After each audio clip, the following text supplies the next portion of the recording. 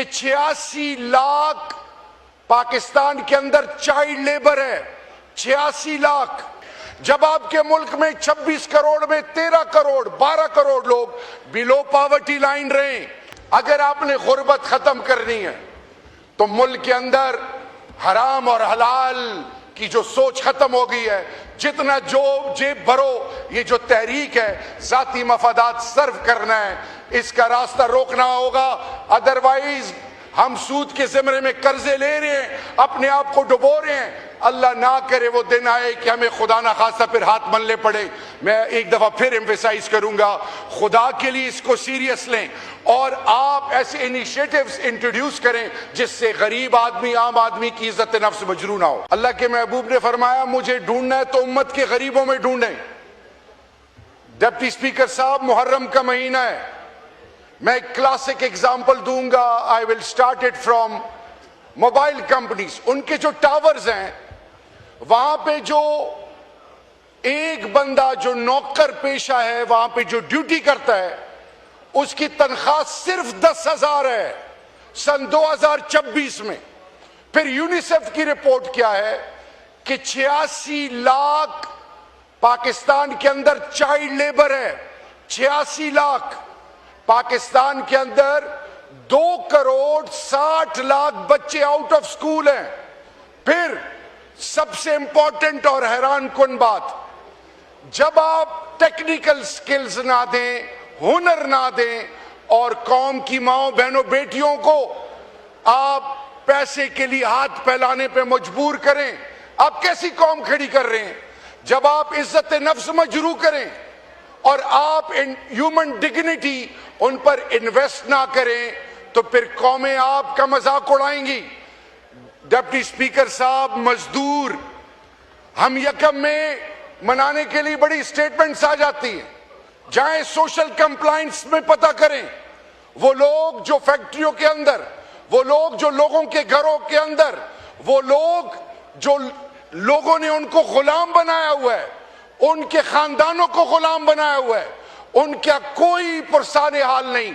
एक तैयबा के साथ, एक कौम की बेटी के साथ, एक जज के घर में उसको मारा जाता था, उसको टॉर्चर किया जाता था। अदालत केम टू हर रेस्क्यू।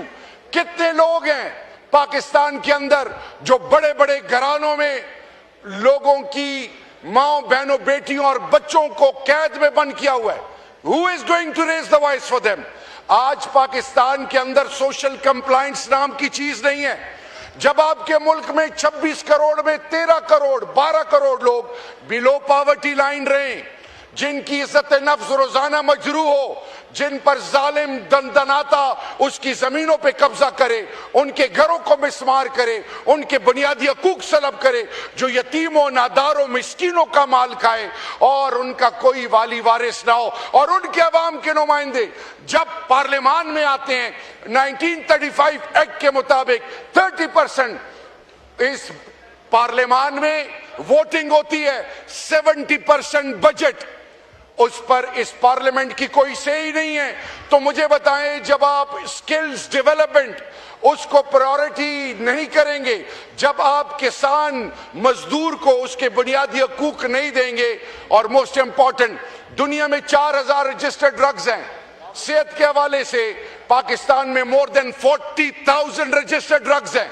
सवाल यह है कि जो लाइसेंस टू किल मिला हुआ है, इसका कोई पूछने वाला है? और फिर पनाहगाहों की बात की, सेहत इंसाफ कार्ड की बात की, तो देखें जी, जिस तरह अल्लाह ने एक ऐसे मुल्क में शौकत खानम को, आम आदमी ये नहीं देखते कि ये JUI का है, PTI का है, PMLN का है, ANP का है, किस पार्टी का है, जो भी जाता है अल्लाह उसके लिए शौकत खानम अस्पताल जरिया बनाता है। इसी तरह KPK में ये नहीं कहा गया कि जी सेहत इंसाफ कार्ड से सिर्फ एक खास पार्टी को ही केटर किया जाएगा। खुदा के लिए लोगों के वालिदैन ऐसी बीमारियों में मुब्तला हैं कि वो इलाज नहीं कर सकते, उनके सामने माँ बाप सिसक के मर रहे होते हैं और वो हेल्पलेस होते हैं, किसी की औलाद, किसी की वाइफ, किसी की बहन, किसी की बेटी। तो मैं ये कहना चाहूंगा कि इस time health insurance is the need of the hour. कौम को ये बताएं कि पूरे पाकिस्तान के फेडरेटिंग यूनिट से स्कॉम के उसी तरह बासी हैं जिस तरह इस पार्लियामान में बैठने वाले हैं।